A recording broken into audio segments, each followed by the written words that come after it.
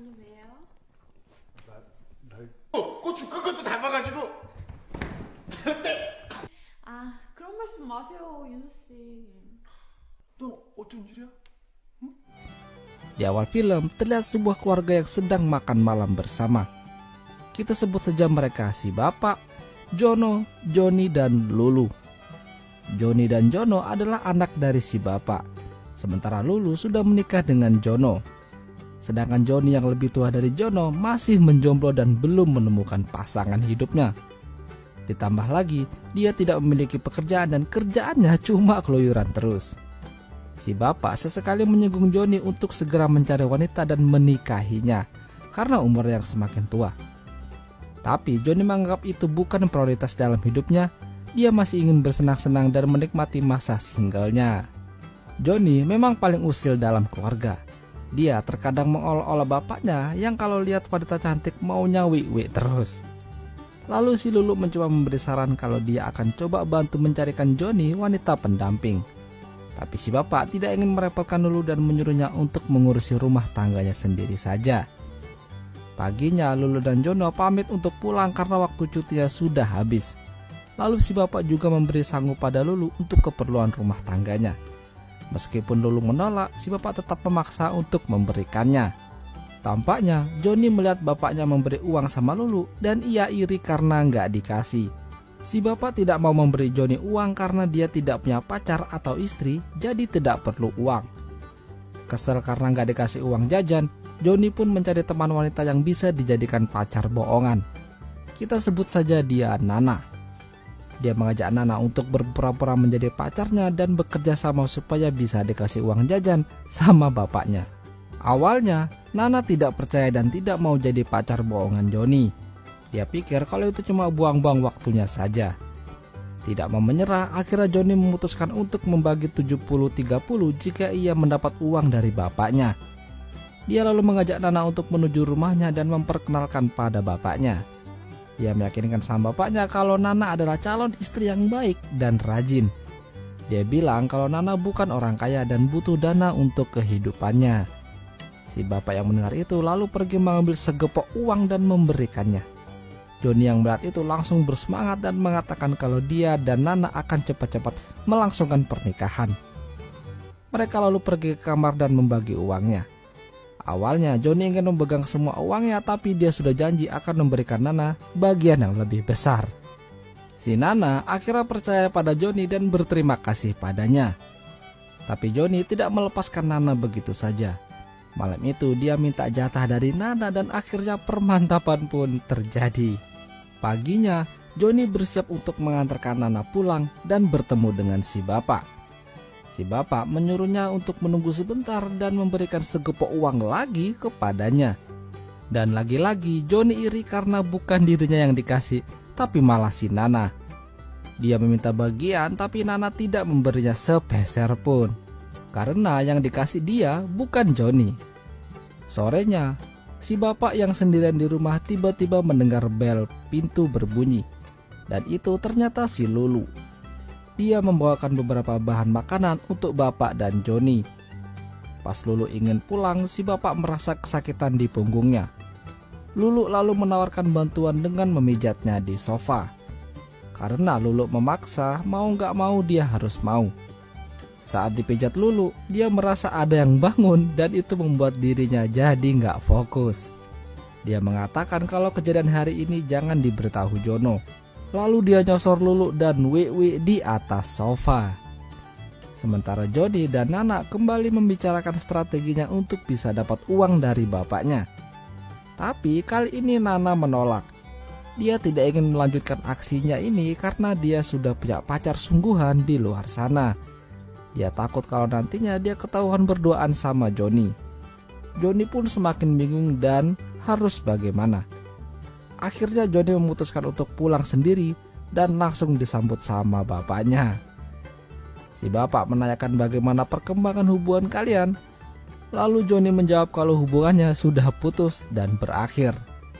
Mendengar itu, si bapak lantas marah dan ingin menggampar Joni karena sudah buang-buang duit.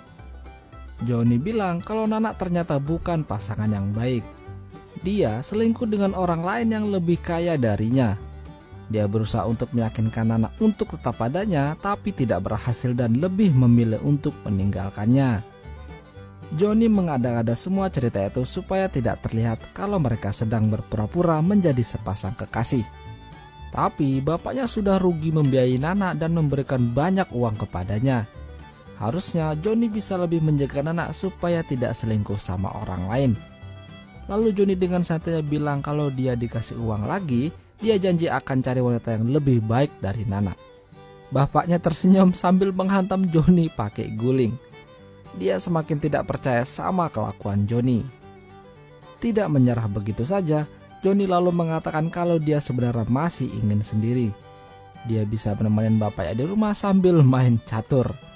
Tapi bapaknya tidak peduli dan terus menghantamnya menggunakan guling. Si bapak hanya ingin melihat semua anaknya sudah berkeluarga dan bahagia. Johnny yang terus usil sama bapaknya membuat bapaknya semakin jengkel dan mengejarnya naik ke atas. Paginya tampaknya mereka sudah berbaikan.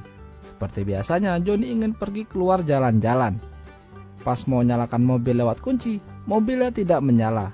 Lantas membuat si bapak jadi geram karena mobil tidak pernah diurusi dan bisanya cuma make saja.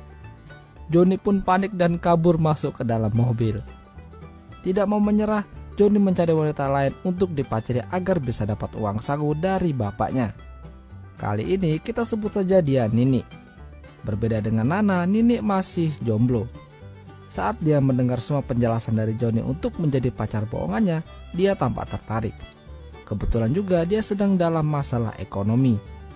Jadi jika urusannya sama duit, dia pasti gercep. Tapi kali ini Johnny minta Nini untuk bisa bertahan sampai nanti mereka menikah betulan. Tampaknya Johnny juga mulai serius dalam menjalin hubungan. Tak lama setelah itu, Johnny lalu membawa Nini ke rumah dan memperkenalkannya sama bapak. Nini dengan aktingnya bersikap seolah-olah dia adalah calon menantu yang sopan, rajin, dan taat suami. Si bapak terkejut melihat kesopanan dari Nini. Tidak hanya itu, Johnny juga bilang kalau Nini jago dalam hal memijit. Nini pun mencoba memijit si bapak supaya dia mendapat kepercayaan darinya. Setelah puas berkenalan dengan si bapak, Johnny berhasil mendapat duit dan menuju kamar dengan Nini. Johnny dapat, Nini pun juga dapat. Nini sangat senang bisa dapat uang segepok karena belakangan ini dia susah mencari pendapatan. Tapi Johnny terus meyakinkan Nini untuk tidak berhenti di tengah jalan karena dia sudah bosan diomeli sama bapaknya terus.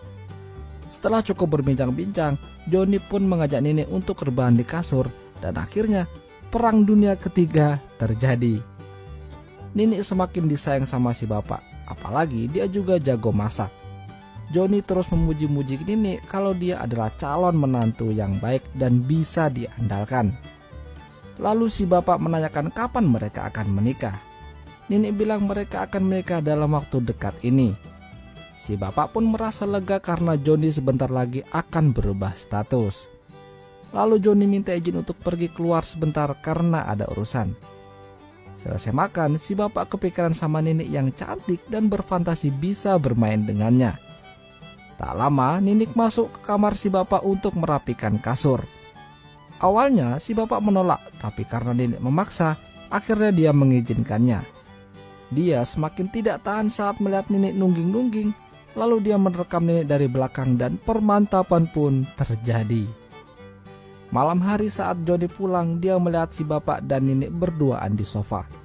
Johnny curiga kenapa bapaknya tampak senang dan senyum-senyum dekat Nini. Dengan polosnya Nini bilang kalau mereka habis main kuda-kudaan di kamar. Johnny terkejut dan nyesek mendengar Nini gituan sama bapaknya. Dia pun mewek dan naik ke kamar. Johnny frustasi bapaknya berani minta jatah sama Nini. Padahal dia berencana untuk menikahi Nini. Semakin hari hubungan si bapak dan Nini malah semakin dekat. Lagi asik mesra-mesraan, si bapak dikejutkan dengan kedatangan Nana yang ingin berkunjung. Nana kaget melihat Nini di sampingnya. Nini bilang kalau dia adalah keponakannya. Tak lama Lulu juga datang mengunjunginya. Lalu Nana mengatakan kalau dirinya adalah teman lama si bapak. Tak lama setelah itu mereka bertiga masuk ke dalam. Sementara si bapak kelihatan senang karena banyak mangsa yang bisa dimintain jatah malam ini. Dan akhirnya film pun berakhir. Itulah tadi alur cerita film. Jika kalian suka dengan video ini, jangan lupa untuk tinggalkan like ya lor. Dan sampai jumpa. 얼마 줄까?